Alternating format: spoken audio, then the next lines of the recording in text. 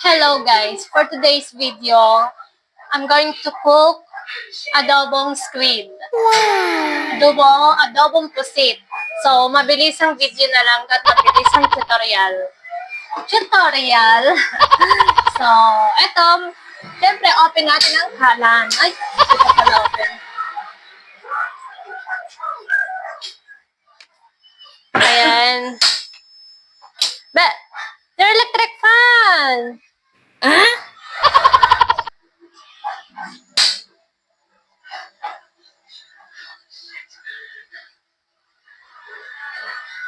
Ayan, then lagay tayo ng oil.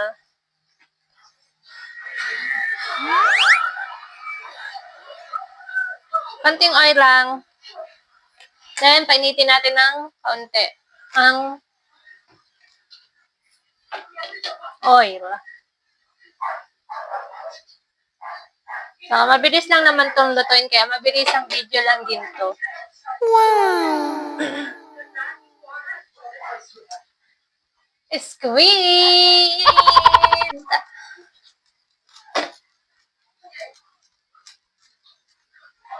Ayan. Then,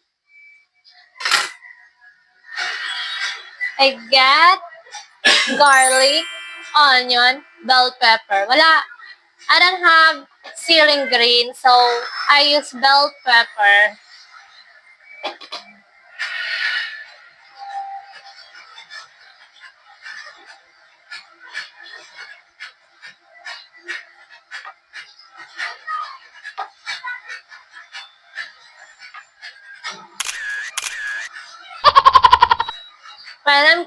While I'm cooking, my husband is busy watching his movie. Wow! So, mainit na siya, kaya ilagay na natin. So, put this garlic first.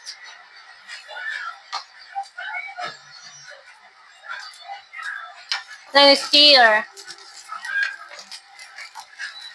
My mom said, kailangan daw mapula na ang bawang before you put the onion. So, we need to brown the garlic before we put the onion.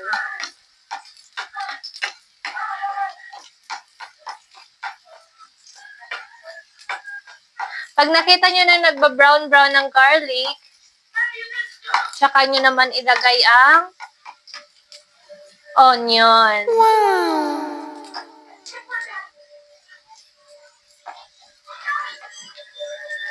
Ayan.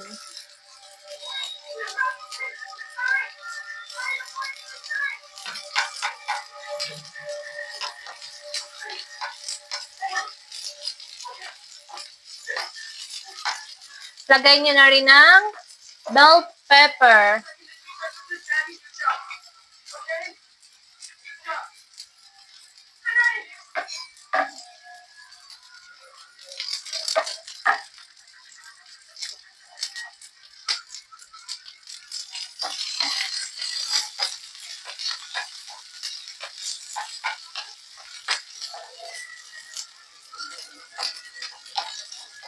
Stir lang ng stir.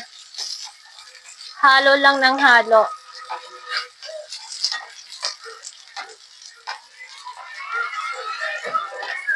Then after this, we put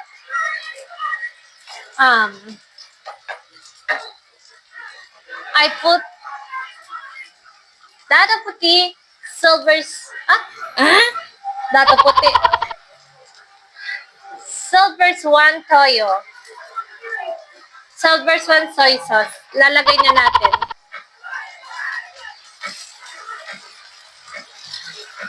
Yan.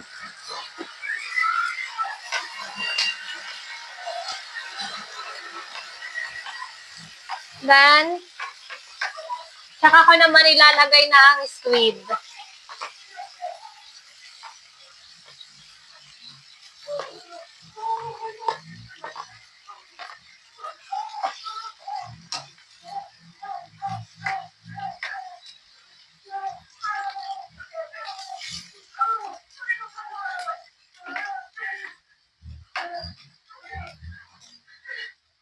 Lalagyan ko na rin ng black pepper.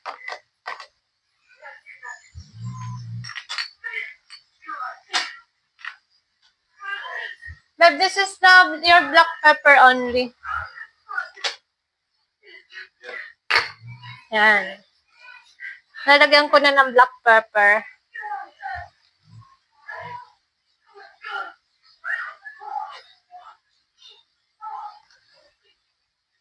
Yan, dami. Then, syempre, magic sarap. Wow! Wait tayo ng ilang minutes.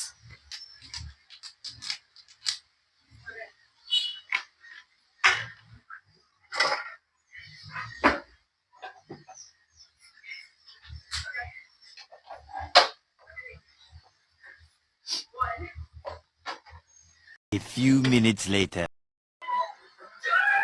So, kumukulo na nga po siya. Kumukulo ng squid.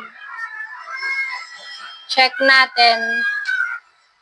Haluin. Hindi ko na nilagyan. Wait. Titikman ko kung kung may lasa na siya. Para pag sobrang sobrang alat niya, wag na natin lagyan ng asin.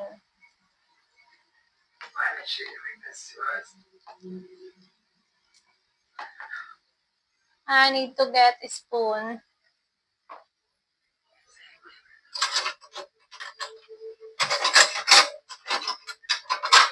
In her day, she's been trapped in a fish tank for nearly 20 years.